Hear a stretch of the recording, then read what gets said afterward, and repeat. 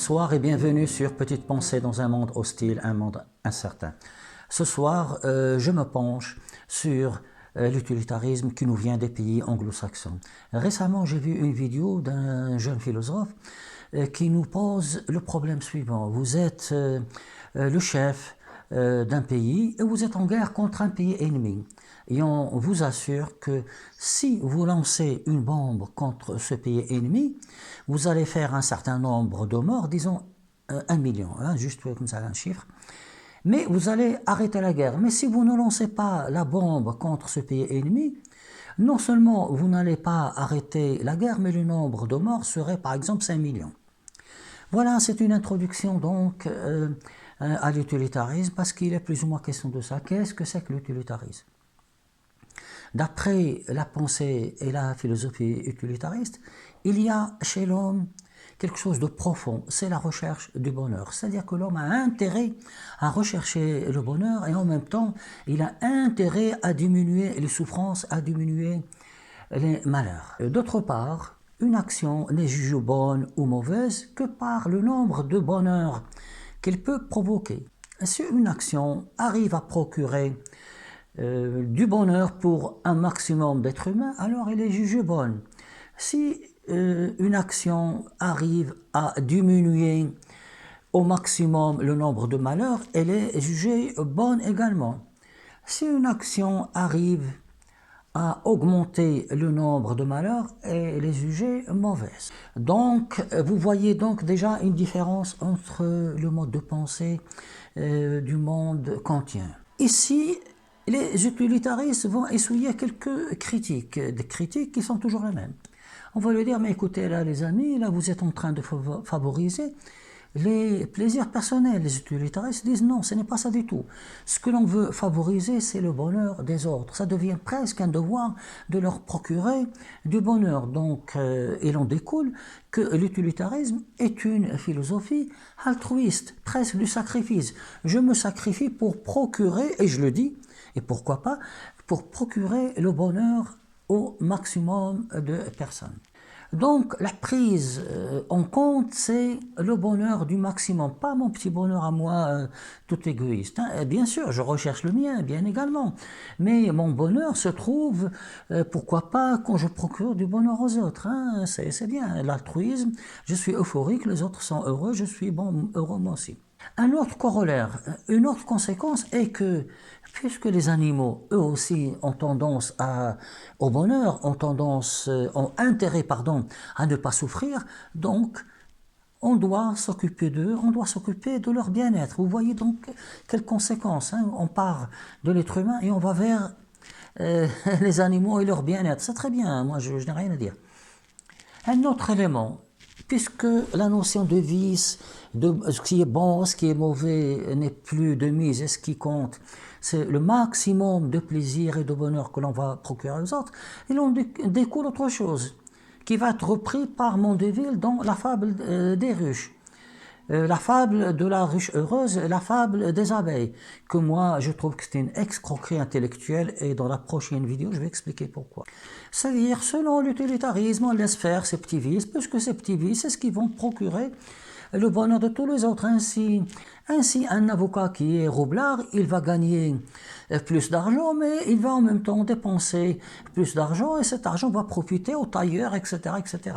Ça, je le développerai après. L'autre conséquence de se laisser faire, les gens, tout va s'équilibrer, hein, c'est la théorie plus ou moins de la main invisible, mais ça, c'est pour une autre fois.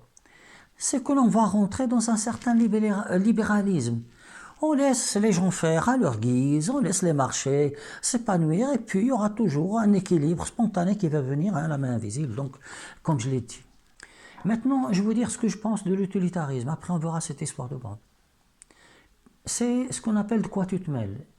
Des personnes qui veulent mon bonheur par devoir, mais moi je leur ai jamais rien demandé. Ne faites pas mon bonheur. Le bonheur, moi, je voudrais le rechercher moi-même. Si j'ai besoin de votre aide, il faut être là par solidarité pour m'aider. Ça, c'est un élément donc, que j'appelle de quoi tu te mêles. Le second élément est que pour qu'elle puisse fonctionner, la philosophie utilitariste a besoin d'un arrière-fond de morale. Et seule, à mon sens, la morale kantienne est valable pour la faire fonctionner. L'utilitarisme ne peut pas fonctionner s'il n'est pas pris en charge par la morale kantienne. C'est la morale kantienne qui va décider au niveau de l'utilitarisme que ça, c'est réellement le bonheur que je vais procurer, autre chose et pas un malheur déguisé avec une bonne conscience. L'autre chose, c'est que nous le savons, toute philosophie, toute morale finit par s'estomper au fil des ans. Vous commencez par dire aux gens que vous recherchez le maximum de bonheur pour les autres, mais au fil des temps, au fil des années, au fil des décennies, les gens finissent par rechercher leur bonheur propre, à maximiser leur bonheur personnel et pas le bonheur des autres. Nous le constatons dans les pays anglo-saxons, surtout aux États-Unis, où il y a beaucoup de laissés pour compte, où il n'y a pas réellement de grande philosophie sociale de la société, par rapport en France, où il y a quand même une philosophie, une philosophie, même si la tendance est du mieux, elle est toujours là présente, qui dit qu'on doit être solidaire avec ceux qui sont dans le malheur, dans le besoin. C'est le but de toutes ces associations. Toutes ces associations ne recherchent pas l'utilité. Ils veulent à tout prix qu'il y ait une morale, point final. Donc voici quelques griefs que j'ai contre l'utilitarisme. De plus, quand on pense à l'utilitarisme, et même à la morale kantienne, ni cette philosophie, ni cette morale n'ont permis d'éviter des grandes guerres, de grands conflits. Ni par exemple aux États-Unis, l'utilitarisme n'a pas permis d'éviter la guerre du Vietnam, ni toutes les guerres qui vont venir après. Donc il y a des limites à toute pensée humaine, à toute philosophie. Et là, je vais revenir à cette histoire de bombe. Et là, je vais oublier mon opinion personnelle. Il est évident que si vous lancez une bombe sur un pays ennemi et que ceci permet de diminuer le nombre de morts de façon importante, bien sûr, il faut la lancer. Mais ce n'est pas ce que moi je pense. Toutefois, c'est une vision du moyen terme. Rien ne nous garantit que dans 20 ans, 30 ans, 50 ans, 100 ans, 200 ans, que le pays sur lequel vous avez lancé la bombe ne va pas à son tour s'armer, avoir une bombe, et dans un esprit de vengeance ne va pas lancer une bombe, non seulement sur nous, mais sur tous nos pays ennemis. Au total, on aura peut-être une centaine de millions de morts. Voyez-vous, il y a quelque chose d'autre, il y a une autre direction dans laquelle on doit réfléchir. Je ne sais pas laquelle, mais moi je fais confiance à l'être humain, il finira par trouver. Je fais confiance à ces jeunes, je demande à ces jeunes de tourner un peu la page de cette philosophie utilitariste, de cette philosophie kantienne, et de construire un autre mode de pensée qui diminuerait les guerres, diminuerait tous ces trucs-là que l'on connaît.